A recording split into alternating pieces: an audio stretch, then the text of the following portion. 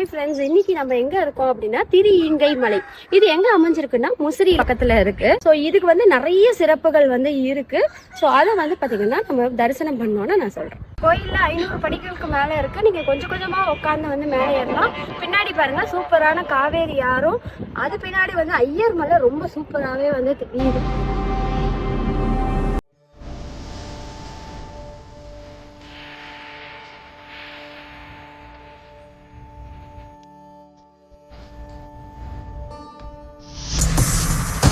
இப்போ நம்ம நின்றுட்டு இருக்க இடம் வந்து பார்த்தீங்கன்னா மலை மேலே ஏறி திரியீங்கை மலைக்கு வந்துட்டோம். இந்த மலைக்கு ஏன் திரியீங்கை மலைன்னு பேர் வந்துச்சு அப்படின்னா, அகத்தியர் முனிவர் வந்து ஈஸ்வரனை வந்து தரிசிக்கிறதுக்காக இந்த மலைக்கு வந்தார். அப்போ பள்ளி அறை பூஜை வந்து முடிஞ்சிட்டு ஸோ கோயில் நடை வந்து சாத்திட்டாங்க. அப்போ அவரால் வந்து தரிசனம் பண்ண முடியல. நான் எப்படி உன்னை தரிசனம் பண்ணுறது அப்படின்னு கேட்கும்போது ஈஸ்வரர் வந்து அவர் தரிசனம் கொடுத்து, நீ போய் காவேரி ஆற்றுல குளிச்சுட்டு வா, உன்னால வந்து என்னை தரிசிக்க முடியும் அப்படின்னு வந்து சொன்னாராமா.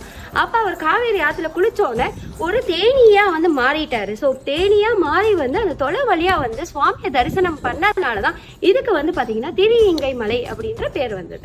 அதுக்கு முன்னாடி இந்த மலைக்கு பேர் வந்து பாத்தீங்கன்னா சிவசக்தி மலை அப்படின்னு சொல்லுவாங்க. கீழேந்து நம்ம பார்க்கும்போது 2 மலையா வந்து தெரியும்னு சொல்லுவாங்க.